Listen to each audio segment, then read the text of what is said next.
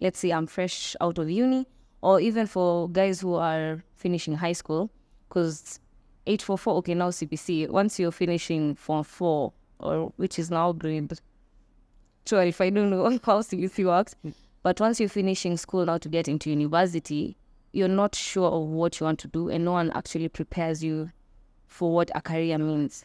So how would you know how to choose a career, and what is a perfect career? Always tailor make your CV for that specific job. Not all jobs are the same. It could be an accountant, but an accountant in banking and an accountant in a telecommunication company would be, the job restriction would be different, ideally. So tailor make your CV so that when you're doing that, the shortlisting is happening, you actually have a higher chance. You do not just spraying your CV everywhere and praying that you get opportunity. Right? So if you have that Ntumba store and you decide I want to close it, maybe you decide, okay, maybe I want to open bigger store. What kind of problem are you solving by opening that store?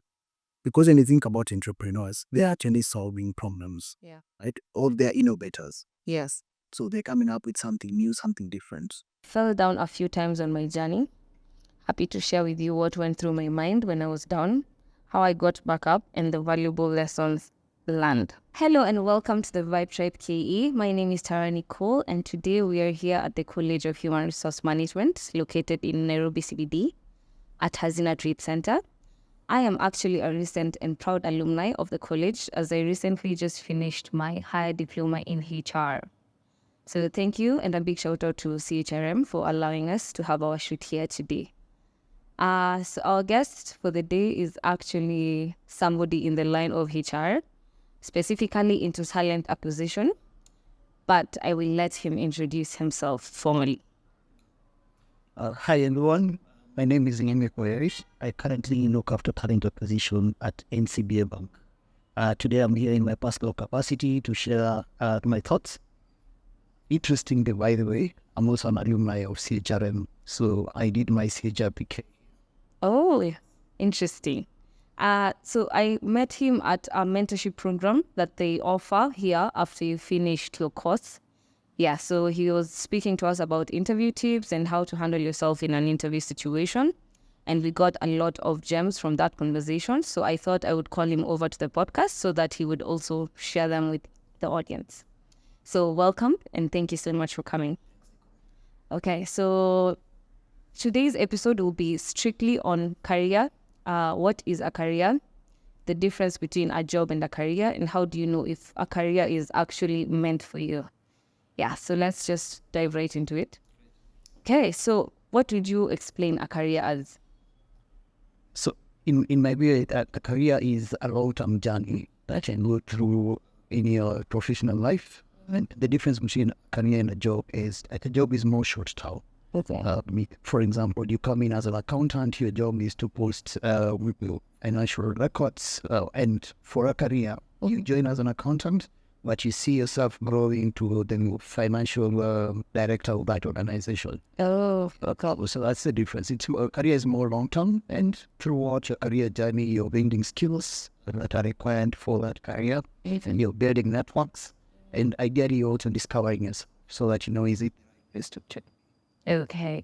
So would you say a career is more goal-oriented than a job? Yes, a career is goal-oriented. Jobs could also turn out to be careers. So, for example, I could have joined an organization as a teller. And my goal is ideally to be the best teller in this organization, or the best teller being sought out in the market. Yeah. So over the period of 5 years, I keep honing my skills. Today there's AI. Yeah. How am I using AI as a teller? Okay. So the main difference you'd say between a job and a career is more long-term. Okay. So how would you choose your perfect career? Let's say I'm fresh out of uni, or even for guys who are finishing high school, because 844, okay, now CPC, once you're finishing Form 4, or which is now grade 12, I don't know how CPC works, but once you're finishing school now to get into university, you're not sure of what you want to do, and no one actually prepares you for what a career means. So how would you know how to choose a career, and what is a perfect career? That's very interesting, because when I reflect on growing up, by the time I finished my fourth form, I was very convicted I wanted to be an engineer. But somewhere along the way, things changed, and I decided, okay, maybe not, right? Yeah. So the different ways to go about it is, and I'm hoping with our curriculum system, people should have more of this conversation. So, for example, today you have what you call career coaches who sit down or come to colleges, high school, and share what are those tips that you need to look out for as you're choosing your career. Yeah. And for me, when people pick careers, again, you need to be looking at 5-10 years from now. Okay. What do I want to be doing? Yeah. It won't always be obvious, especially when you're just finishing school, Yeah. high school, or graduating. For others, it's very obvious. I want to study medicine, meaning I want to be a doctor. Yeah. But even as you study medicine, somebody decides, okay, I want to become a pediatrician. I want to become a pediatrician, right? Yeah. And that's tied to what do you want to actually be doing in the future. And I have a cousin who studied medicine. As she did that, she was very convicted. She wanted because she loved being around children, and she saw the impact of what she was doing on these children. Yeah. The second thing I'll look at, especially if you're already in the world of work, is what skills do you have today? Okay. And today we talk about future skills of work. So, for example, if you're a telecommunication engineer or you're a data scientist, or are you keeping yourself upskilled? What's the future of work? And the other thing is people today sit down and write their vision. So what's I purpose in this world? Right? I could decide that I want to focus more on impact, meaning somebody who becomes a teacher. Yeah. Because you look at the number of people students are going to be teaching or lecturing and the impact of what that does in the world of work. Yeah. Or I could decide I want to do something that I'm very passionate about. Think about artists today. Yeah. Right? I play the violin very well, so I decided I want to become a musician. Yeah. So those are just some of the tips that I would give. The other one would be ideally around what are you good at. So throughout your schooling, there are things that you look at and decide, okay, I'm very good at drawing. Yeah. Right. So would I become an architect, or I'm very good at narrating or public speaking? Yeah. And so on. So then those also are guide, but for me, I would default on having conversation coaches. Yeah. Well, career coaches are not a popular concept in Kenya. So how would you're a career coach, right?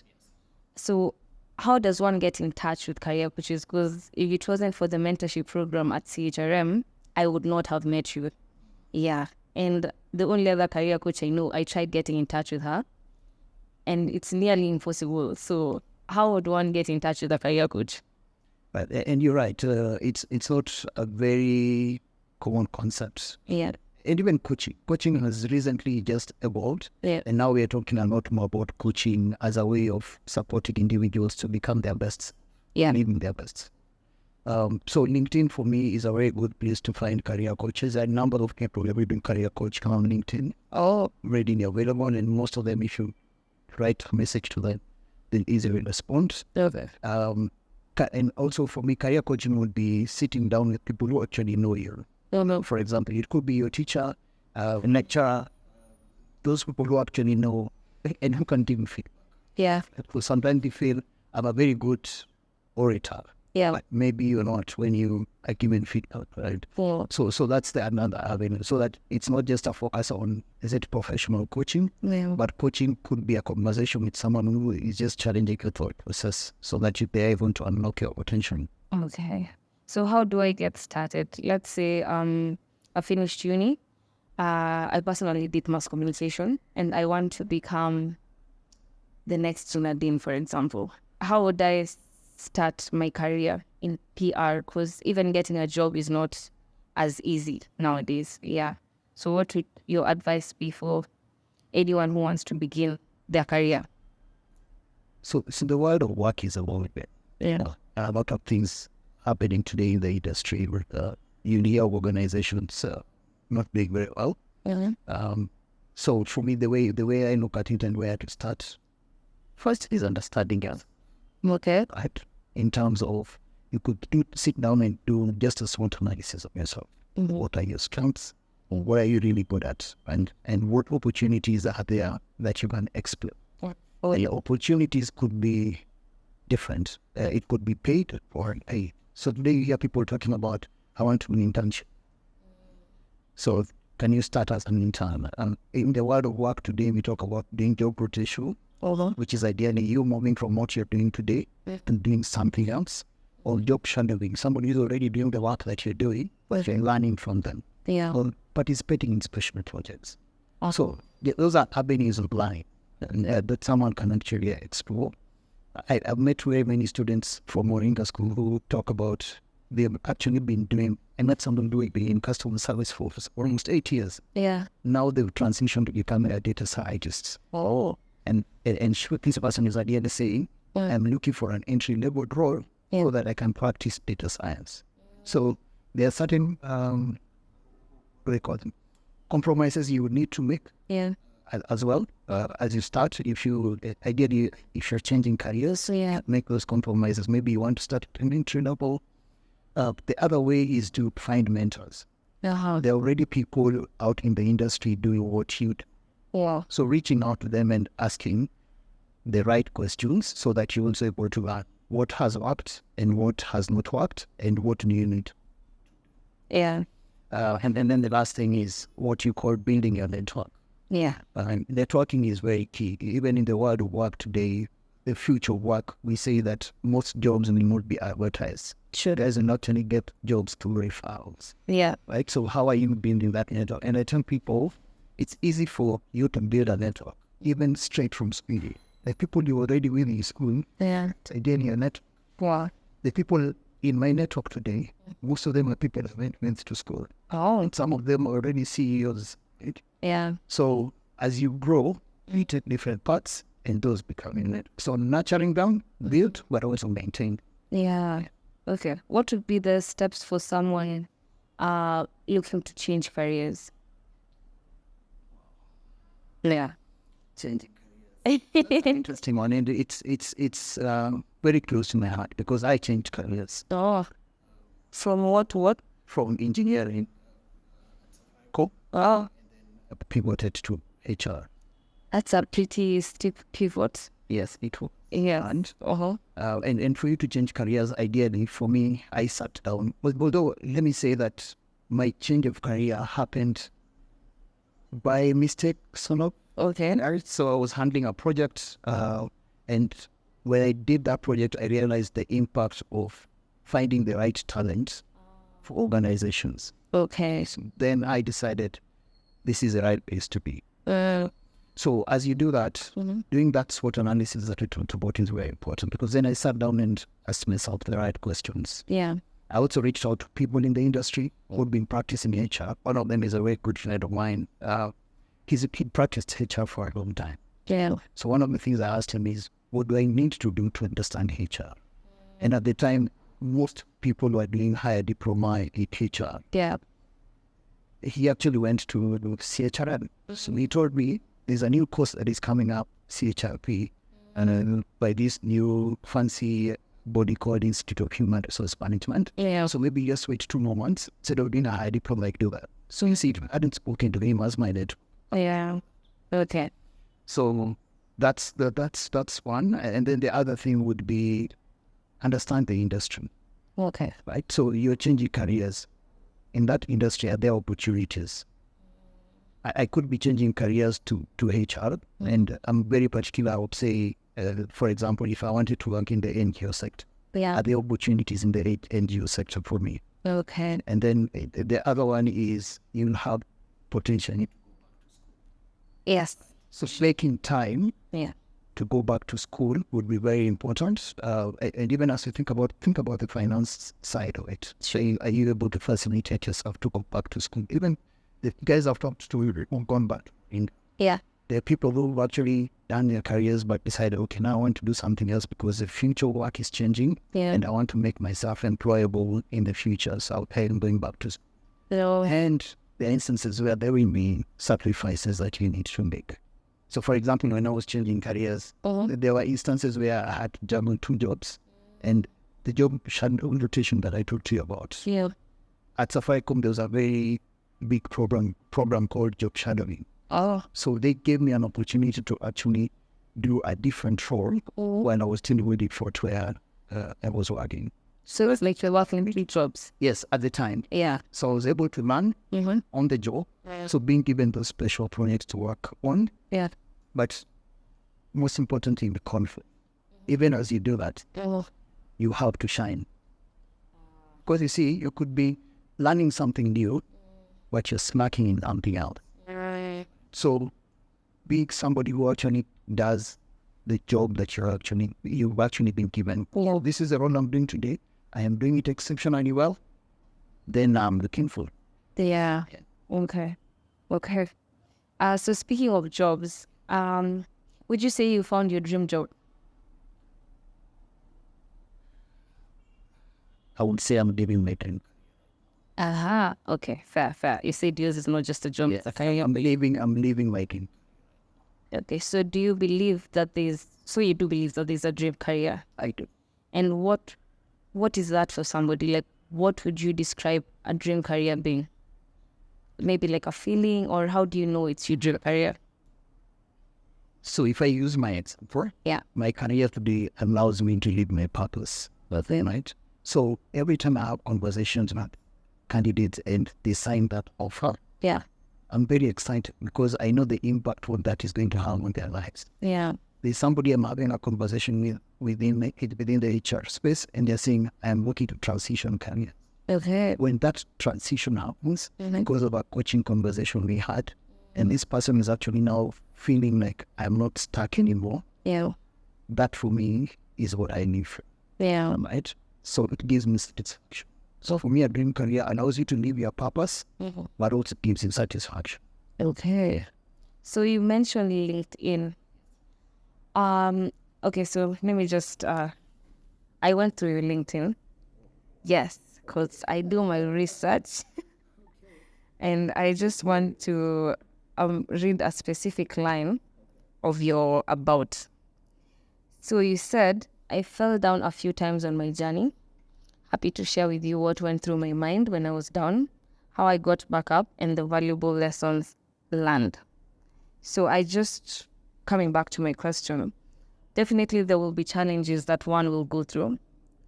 But, okay, I'd like you to highlight some of maybe that you went through and how you managed to overcome them.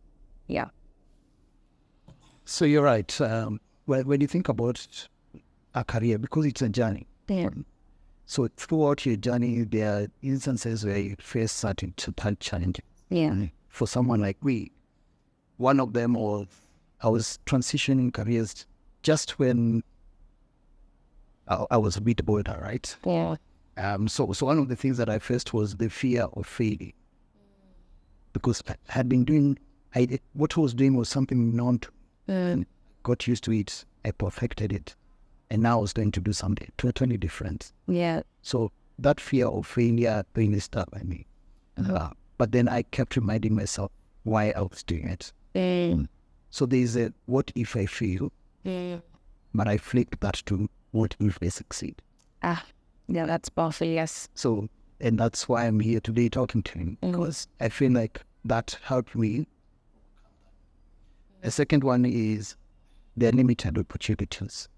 Today, when you look at the FKE website, they talk about unemployment rate in Kenya being 12.7%. And if you look at the youth only, it's 60%. So yeah, that ideally means you could be in an organization where doing those moves is not easy. So it becomes a bit difficult. Yeah. But there are instances where you can say, because I can't move right now, could I expand in breadth? So I get it taking on additional responsibility as you learn something new. Maybe a different department, understanding what does this department do. And this even goes to school. When you're in school, taking on leadership opportunities, maybe you're very scared of being a leader. But you ask, can I be the class prefect? Just for one day. I want to understand. Can I sit and shadow the principal of the school so that you understand what do they go through, how do they make decisions? Yeah. So that's how I ended up doing interpretation.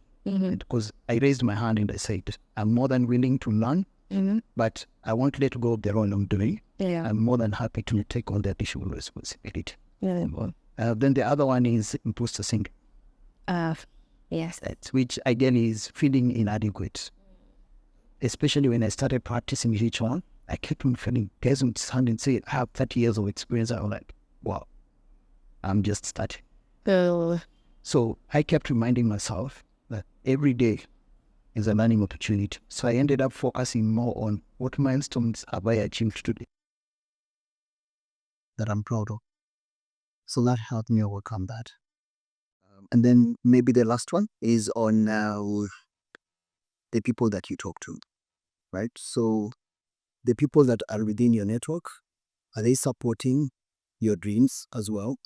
Because ideally, if you have people who support you, give you real feedback, what are your blind spots, but also champion your growth. Send met a couple of people who kept on saying, I will handhold you, I will teach you how to do payroll.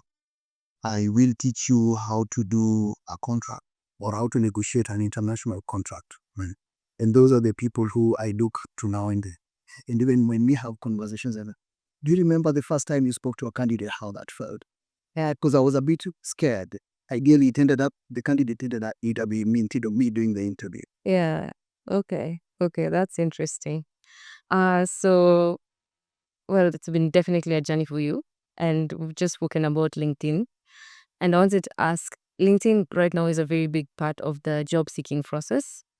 But you as a talent with in the talent acquisition field, what role or how much of an impact does LinkedIn have right now for job seekers? I would say it has a huge impact. Okay. When you think about a marketplace, Yeah. LinkedIn is like a marketplace for talent. Think about Jumia as a marketplace for any item that you want, online shopping.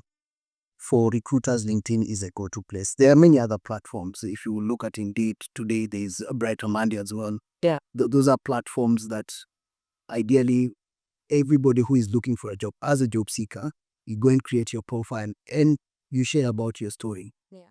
The what I love about LinkedIn is you actually have an opportunity to showcase your story. The most important thing about LinkedIn is to be authentic. There's been a buzz about LinkedIn just being any other platform because people feel pressure. And this is with any social media platform as well. All social media platforms, you feel the pressure to keep up. But just decide what brand are you building, because LinkedIn actually helps you build your brand. And for me, I've utilized it a lot to build my brand. And most of the stories that I write there are about what has actually helped me, because I am hoping that there's somebody seated somewhere going through what I've gone through, and that story that I write actually helps them receive things differently. Yeah, so having an updated profile is very important, but also showcasing what it is that you stand for as a brand. Okay. Do you know anyone who's like up top in the corporate field who does not have a LinkedIn platform? Yes. There are a number of people who don't have a LinkedIn platform, or maybe they've made it private, Yeah. and there's nothing wrong with that. Okay. But everybody decides which social media platform am I comfortable utilizing or being in. Yeah. Yeah. Okay. So it's important, but is it not necessary?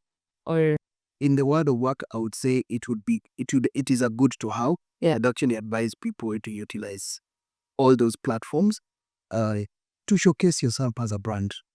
Every brand that you think about out there is actually doing some marketing. okay. Yeah. So a LinkedIn is a platform that allows you, or the ones that I've talked about, allows you to reach very many people worldwide. Right? You could use other platforms like YouTube, the channel we are doing today. Right? This helps you reach people worldwide. The other way to do it is to stand up and speak in a room, but you don't reach so many people. Then you're talking about your brand. Yeah. Right? So if you're looking at going to the international space, a recruiter in the UK or the US can actually see your platform in the profile and decide, do I actually want to talk to this person today? Oh, so it's good if you're looking to grow. Definitely. It's very good. Okay. So what's the role of AI and technology right now as a recruiter? Do you say I remember you said you look at a CV for not longer than 8 seconds. Yes. Yes. So I'm assuming even the ones that get to your desk have already been vetted by a system, either tech or AI. So what's the impact right now of AI or technology in the recruitment process? So the technologies you mentioned ideally help improve the experience of the candidates, but also the hiring managers. And it makes the work of a recruiter easier. You can imagine the number of job applications one receives in a day.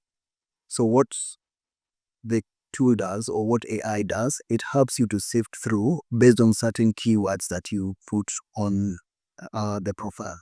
So for example, if you're looking for somebody with a bachelor's degree, you're looking for someone who's graduated with the CHPK, you'll put those as keywords, and then the robot helps you, AI helps you to shortlist. And that's why it's a bigger conversation even when you're talking about how do you position yourself. For example, your CV, your resume, or your profile is what you use to know on the door so that the door is open so that you sit on a table and do an interview. Right? Yes. My advice most of the time is always tailor make your CV for that specific job. Not all jobs are the same. It could be an accountant, but an accountant in banking and an accountant in a telecommunication company would be, the job restriction would be different, ideally. So tailor make your CV so that when you're doing that, the shortlisting is happening, you actually have a higher chance. You do not just spraying your CV everywhere and praying that you get opportunity here. Okay. So are there companies right now that actually don't have a technological system that CVs go through, or is it everyone? So that, because there's this what's the word? ATS. Yes. Yes. So does every company have the system, or is it just some? Not all companies use applicant tracking systems, ATS, and for many reasons. Sometimes some of them are financial because some ATS are very expensive. So there are companies that still use emails. There are companies that still require you to bring a hard copy of your documents. So it's not all companies who do that. But in the future, I think most companies will go that direction because ideally it allows you not just to have data. So for example, if you want to tell maybe Lameck has applied for a job here 5 times, and out of those 5 times it's been interviewed twice. If you're using an email, it's very difficult to do analytics or do prediction. Yeah. Okay. Okay. So does on back to the topic of career, does your first job determine the career you're gonna take, or you can just okay? But I feel like you answered that. Not necessarily. Your first job does not determine your career. Anything. Know most people. I know a number of people who actually pivoted and now are doing something completely different, including myself, right? But most importantly, it's a starting point. And being a starting point means there are things that you need to do when you get that job, if it is your first job. Number one, understand workplace. Right? People talk about workplace politics, talk about workplace culture. When you come to work, how do you show up? How do you talk to people? Right? How do you become your best self? Barack Obama says the people who grow are the guys who get stuff done. You've been given a job, just do it, get stuff done. The other thing is build your skills. Right? As you build your skills, also look at what are those future skills that I need. Or if this is my starting point, that place where I want to go, the vision board that I've written, how do I get there? What are those courses that I need to burn? And LinkedIn, for example, has free courses. Google has free courses, right? So you can take advantage of that. The other thing you need to do is build your network. So you just join the world of work. Can you talk to those who have already had experience to understand what have they learned and what would they do differently? Okay. So a lot of people out here, especially the youth, don't have jobs. So people have gotten into entrepreneurship. So can entrepreneurship be termed as a career? Most definitely. Most definitely. How? The best entrepreneurs I know are people who actually solve problems for the society. Even when you think about how we order stuff online today. Somebody sat down and imagined Nicole and Lameck won't have time to go to the store. So can I create a platform that will enable them to sit wherever they are, order something and get it delivered? So solving supply chain problems. There are guys who just decide, the place where I live, guys don't have eggs. So can I keep chicken? So what guys get eggs? So entrepreneurship can be a career because ideally you have some problem you're solving. Yes. And the difference with that what makes entrepreneurs actually stand out. Entrepreneurs are people who reason where they are. If you talk to most of them, they have fallen down a couple of times, but they still rise because they know this is what keeps them. Okay. So it's a career. Entrepreneurship can be a career if done long term. Okay. So if I open like Tumba store today and close it in a year, technically that was not a career. No, you were doing a job. In my view, you were doing a job. But if you decide now that today I hear it's called a thrifted store, right? Right. So if you have that in Tumba store and you decide I want to close it, maybe you decide, okay, maybe I want to open bigger store. What kind of problem are you solving by opening that store? Because when you think about entrepreneurs, they're actually solving problems. Yeah. Right? Or they're innovators. Yes. So they're coming up with something new, something different. Yeah. Okay. So you being a recruiter, what are some valuable soft skills? Because what you learn in school is definitely the hard skills, I'm assuming, or what you learn during your internship. But soft skills that every job seeker right now should have, or valuable soft skills, what would you mention? The first one, most definitely, is storytelling. You can know your stuff, but how are you telling that story? And the way you tell your story will be different depending on the audience that you speak to every time. You could be telling it could be about the same topic, Yeah. but the audience really matters. So, for example, you're coming to do a presentation to the CEO. It will be very different from doing a presentation to a board or from doing a presentation to lecturers. To be very different. So you have to understand how are you telling your story. So storytelling is very key. And the only way to do it is to practice. The only way to learn how to tell a story is to practice and get feedback. The other one is presentation skills. If you're coming to do a presentation, for example, you're using PowerPoint, and I love that today there's AI. It can do text for you in minutes, right? You don't have to sit the whole day doing PowerPoint presentations. Thank God for AI. Thank God for AI. Yeah, a couple of years ago, that was a place I was struggling with, and it would take me a whole day to come up with presentations. So when you come up with your presentation, it's also good to understand, are you just putting words? Or if somebody read your presentation, they can actually tell what story it took. What do you want people to take out of your presentation? So presentation use skills. Then the other one is collaboration. In the world of work today, there's a lot of collaboration. There's not just one person coming up with a solution. Yeah. For me to hire someone, I need to speak to the hiring manager. I need to speak to finance to understand we actually have budget to hire this person. I need to speak to guys in the industry. Am I getting the right person? Who do you know in the industry who actually has done this before? Yeah. And then the other one for me is your ability to network with people. Networking is not easy, especially if you're introverted. I am an introvert. Oh. Right? So networking is not very easy for me. There are times when I'm in environments where I decide, okay, now I need to code back so that I can recharge and then come back and speak to people. But networking is very important. And like I say, it starts more with the people that you know, and they will introduce you to other people. What is important is maintaining that network. Building is easy, but are you having conversations with these people that you know? So then the other one that is soft, but most important, is emotional intelligence. And there's this amazing book by Daniel Goleman. It's called EQ and Why It Can Matter More Than IQ, right? I would recommend everybody to read it because it helps you to understand not just yourself, because it has exercises you need to do to discover yourself, but it teaches you a lot of emotional intelligence. Yeah. Okay. So I'll look for it and maybe put it in the link below. So if you want to download it, you'll find it in the description box. Aha. So winding up, do you think there are many Kenyans who are leaving the dream career? That's an interesting question. I would say I'm one of those Kenyans. Yes. But I would love that to be a poll. On your podcast, I would love that to be a poll so that we actually get the data from the people who are actually living their lives.